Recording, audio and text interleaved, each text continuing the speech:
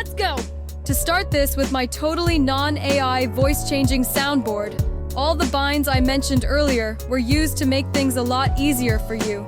Generally speaking, you want to make sure you are using your mouse wheel while bunny hopping at all times. But Neon 1, I can bunny hop just as fine with my spacebar, and it's easier for me. Yeah. Sure, if you want to make things harder than it has to be, then be my guest. I could choose to always b-hop backwards if I wanted to, but I don't, because that would make things harder.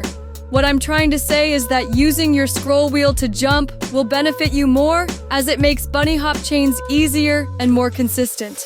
The reason us Neon mains generally use auto-equip strongest as our preset is due to our slide mechanic. You never want to be in a position where you have outplayed a smurfing enemy Reyna and you get gunned down in a single second because you pulled out your classic instead of your 2900 Vandal. Of course, there are some exceptions to this, such as if you want to use your shorty instead of Vandal on an enemy. However, this is a very rare scenario, and you would be a psycho if you play like that. To wrap it up, just use auto-equip strongest to save yourself trouble in ranked. Oh yeah, and don't forget to tick, don't auto-equip melee. You don't want to look like Michael Myers standing in front of a jet with your knife out to get one-tapped instantly. Almost forgot. You want your use object bind to be on something you can reach fairly easily. We will need this when we go through to the rope text section. Now let's get to teaching you how to schmoove. A great map for learning Neon is Icebox, as it has just about everything we need. So load up a custom game with cheats on and pause your timer. To start, I want you to practice timing your B-hops and getting a feel for your scrolls. Stay in a single position and jump up and down continuously until you can do it perfectly. Got it? Great. Now I want you to hold your W key and scroll at the same time in a straight line to continue this process. This should give you a feel for bunny hopping in general, as I believe there is no fatigue function in Valorant. Now that you have that down, let's try jumping forward again. But this time, I want you to tap your left and right keys whilst B-hopping like this. You may not know it yet, but what you've just completed is a set of directional strafes. More on that when we start getting into dodge and rotational strafing. I think you're ready to start using your sprint ability while doing this. The great thing about Neon's design is that you have audio cues to know when you are keeping momentum, when B-hopping, and when you are losing it. If you can hear the difference in these clips, you're already on a great path.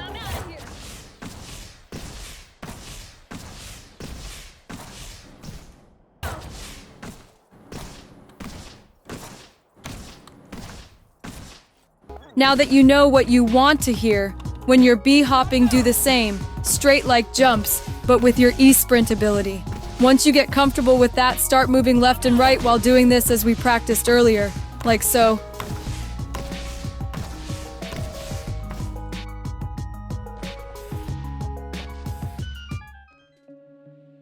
Bunny hopping backwards is the same as everything we would do forwards, but in reverse. Instead of holding the W key, we hold S key. To begin, hold S to build up speed, then perform a B-hop chain backwards as we did earlier. Now start tapping A and D like you would on a normal B-hop. Now complete this again, but this time with your sprint out. Congratulations!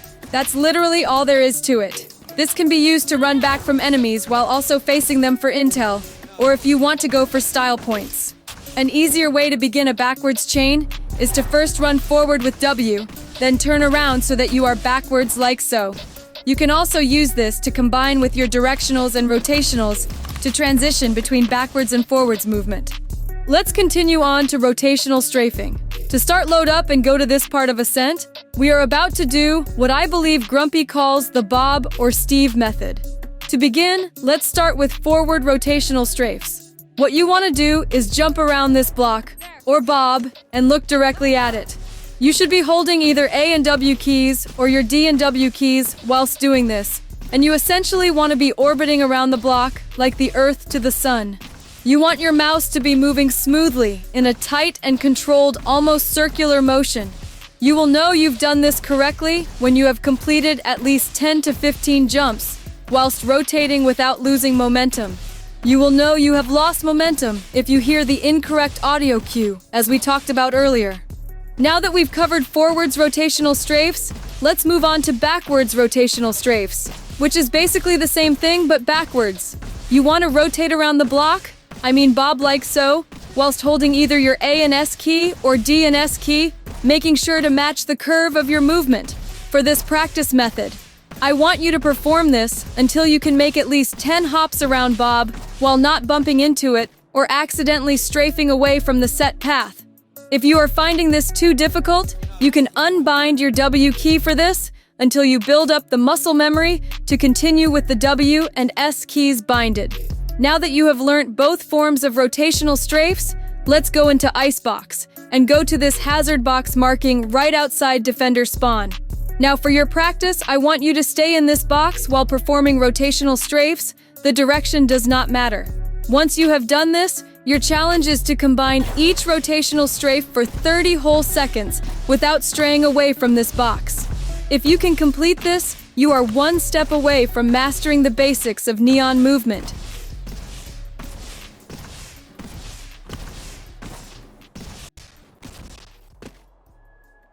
Now let's talk about dodge strafing. Dodge strafing should not be confused with your rotational or directional strafes. In extremely simplified terms, dodge strafing can be described as the result of the combination of both your rotational and directional strafes. As the master Grumpy himself said, dodge strafing is the act of making yourself as hard to target as possible for the enemy's aim on a horizontal axis. To practice this, go to this open space on Icebox and try and combine your rotational and directional strafes.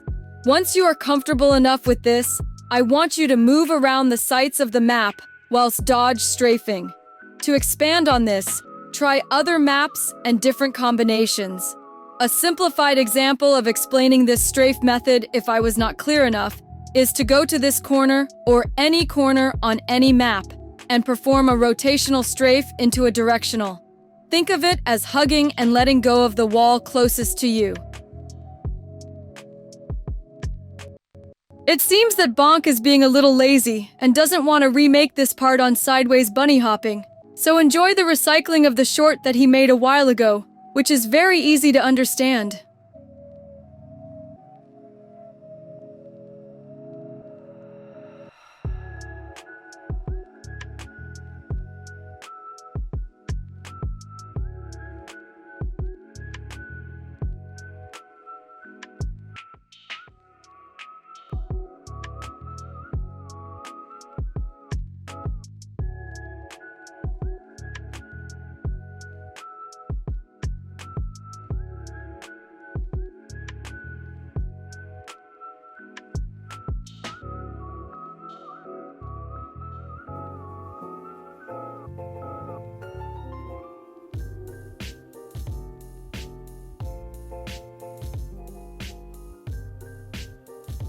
And that's that for the basics of mastering the main bee-hopping side of movement in Valorant.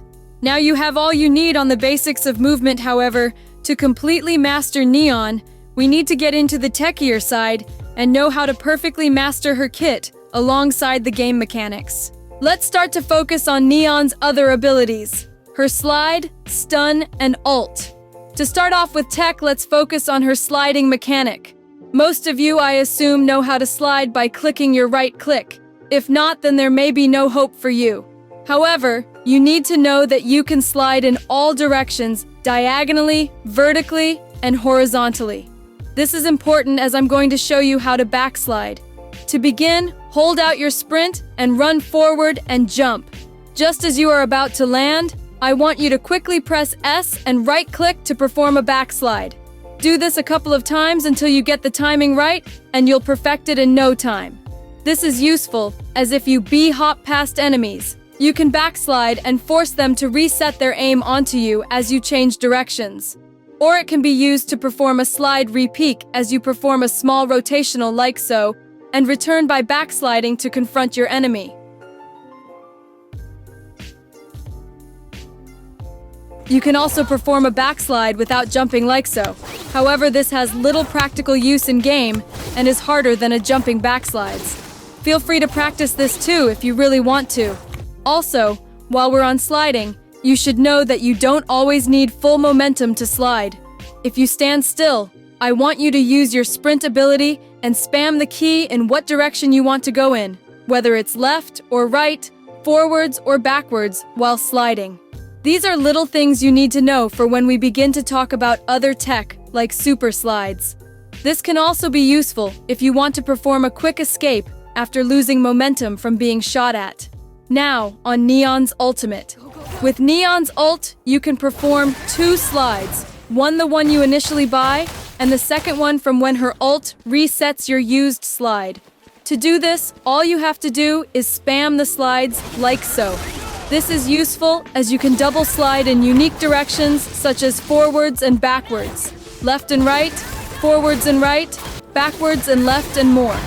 This can catch many enemies off guard if utilized correctly.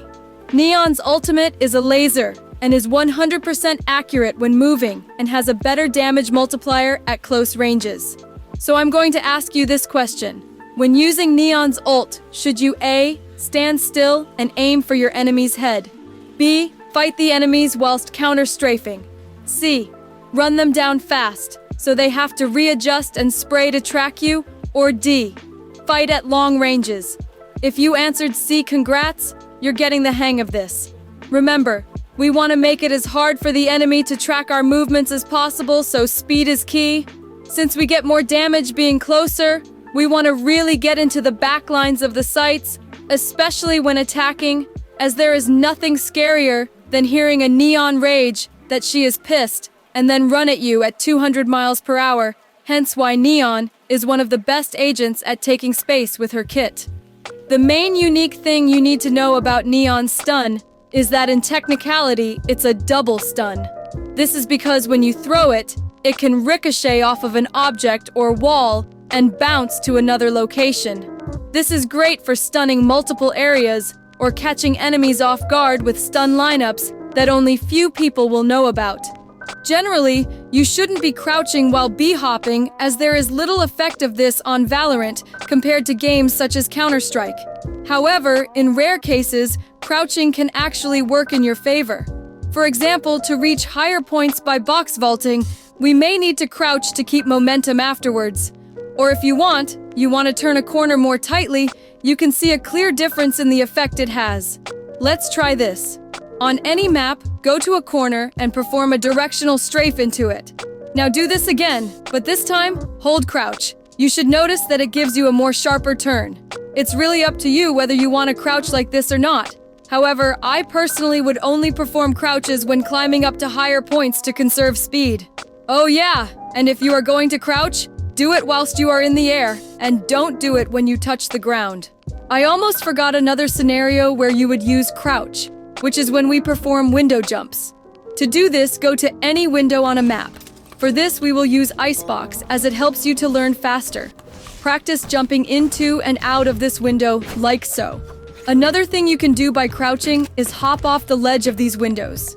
This is done by holding shift in air right as we hit the ledge and then letting go as we finish the b-hop.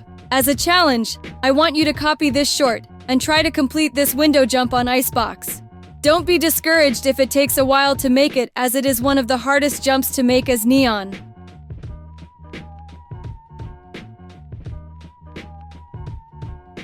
You may be familiar with mantling or zipline movement if you have ever played or watched Apex.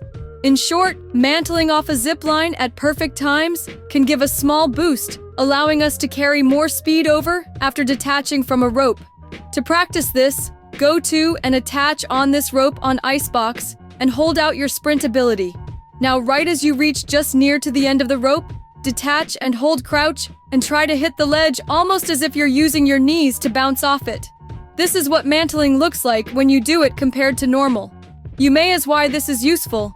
Well, the increased speed will catch a lot of enemies off guard, and it also produces a higher bounce than usual. As such, when combined with other techniques such as window jumping, you can do things such as this. Mantling is possible on any rope in Valorant, so if you don't want to spend all your time practicing in a custom game, feel free to hop into a Swift play and practice there. Now let's go to Lotus and practice door boosts and super slides. Since I already have a tech video, I'm not going to go too in-depth on this part. So watch that video to get a better understanding. Door boosts work by giving you an extra push on rotating doors. To start, open the door, and right before it reaches the middle point of turning Bhop through it, you should notice this gives you an extra glide to your hop. Here is a comparison between a normal hop through the door and a boosted one. This also works both ways. This tech is not exclusive to Neon and works with any agent. Super slides are just another form of timing perfectly too. For example, this. Bonk is being too lazy to do this one too. Instead, we'll watch a short he posted for the first super slide on Lotus. I know there is a new way to do this. However, that method may be too advanced to teach now, as I have not tested it out to get it yet. However, I'm sure Buggo or North's tutorials should be great for it. The second super slide is here on split, and all you want to do is slide into it. The easiest method would be to just run off like so and backslide into it. For this short part of the tutorial, we'll focus on box vaulting and rope tech. To start, load up and go into split to my location. All you really need to know is that we want to go onto the first box and go wide enough to make it to the second box and hop off perfectly. This can catch enemies off guard and looks great for some funny and techie clips. Pretty straightforward, see? Think of it like a zigzag motion. For some boxes, vaulting may be harder as you need to also hit crouch. For example, these two boxes on Icebox. We can also practice this here by tapping crouch as you hit the boxes. You never want to hold crouch in these scenarios, as it can give you a lower hop than usual to the second box, hence why we only tap it. For rope jumping, go to mid vents and attach to this rope like so. Now I want you to hold W and scroll to jump to the rope in front of you and reattach like so. This may seem difficult at first, but once you get the timing right, it is super easy. Now that you have done that, I want you to jump backwards by holding S and scrolling, then reattach. Do this until you get the timing good enough to do it infinitely. After you have that down, I want you to practice doing this in all directions, be it back and forth, left and right by using A and D, or a full sweep of the vents like this. Rope jumping is great to know for some maps, as it can be advantageous on maps like Split or Icebox. Let's talk a small part about camera movement. The way a Neon main moves their camera is usually the defining factor between their different styles. For example, let's look at this clip of North and a clip of Grumpy. You can see the difference in styles as one is smoother and one seems sharper and flashier. Generally, camera movement does matter in terms of strafing, but whether you want to look smooth or robotic is purely based on your preference. If you're starting out as a beginner, I would recommend you focus on being slow and smooth rather than fast with rapid movements. A great way to use the practice range is to use the bots as training for movement, whether it be practicing sliding and after aiming precisely, or using the bots as training for strafing in tight corners. Here are some examples of ways you can practice Neon in the range that will carry on to your real games.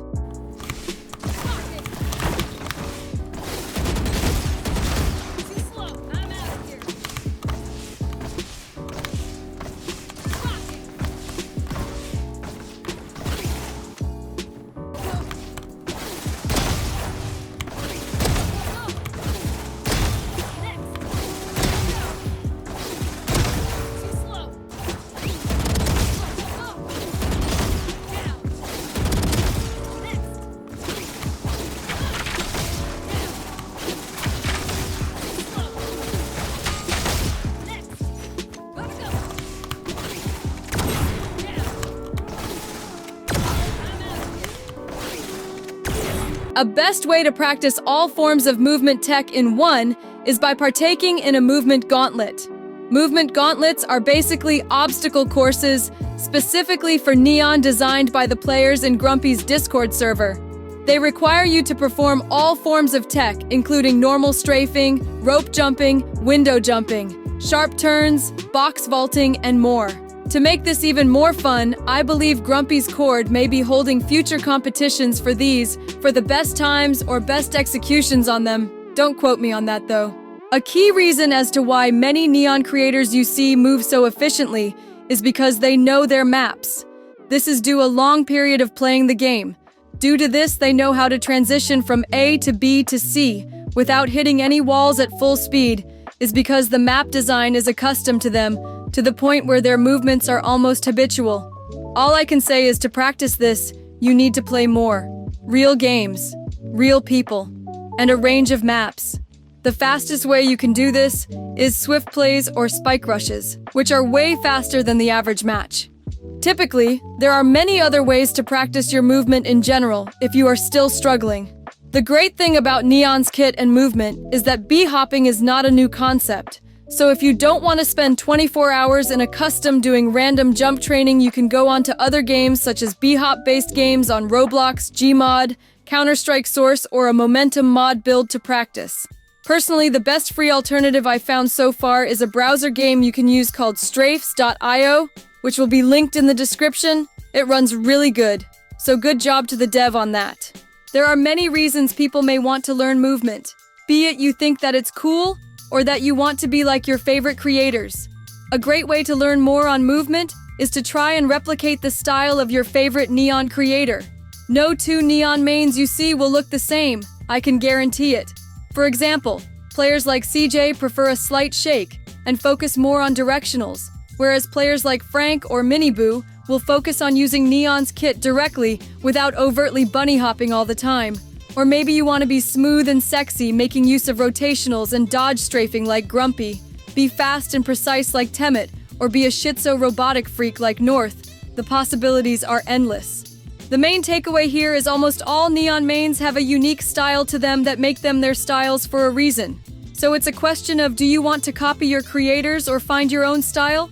Here is a list of great creators in my own opinion to watch if you are attempting to learn more about Neon movement in their irrespective categories. In addition to this, most of these creators have strong and friendly communities built on teaching each other more on Neon, more specifically Grumpy, North and Temet's Discord servers, which have coaches that will happily get into a game and teach you whatever you may be stuck on. These will all be linked in the description. If you want movement coaches to help you in these servers, you may need to install the recording software OBS and install the input overlay to go with it so that the coaches can tell you exactly what you need to work on. This will be in the description. Make sure to check the pins in the Discord servers as there may be an extra information stored. Here are some resources that I borrowed from Grumpy's server. A common mistake I see is that a lot of people think Neon movement is going to make them. Just because you can do amazing movement doesn't automatically mean you're going to always be able to out-schmoove your enemies. Remember, don't compare yourself to other TikTok Neon mains you see, as for every great clip you see from them is at least 10 embarrassing fails they would rather not talk about. Also, I wouldn't particularly try using silly B-hop movement in ranked if you're in, let's say, a 1v1 scenario. In such a situation, I would rather just use my slide and play normally, as two things can happen if you do decide to do B-hops. One, you get a great clip and everyone reacts wild, or two, you mess up and look like a complete bot. And now, you're being flamed by the whole French roster on London servers. My main point is, know when to use your movement. A 2 versus 1 may be pushing it, but that's fine. Don't expect to go up against a whole team staring at you and dodge strafing to make you. And that's all, folks. While it was fun teaching you, the video has ended. It's time for you to go out into your games, dominate ranked, and make those other duelists tilt. You have learned all the basics to become a Neon movement master, and if you continue, you may even become the prime Ryakimu. Now it's time for me to head out before Riot Games catches on and sues the crap out of me. Oh yeah, and don't forget to hit that like button, subscribe, and I'll see you in the next one.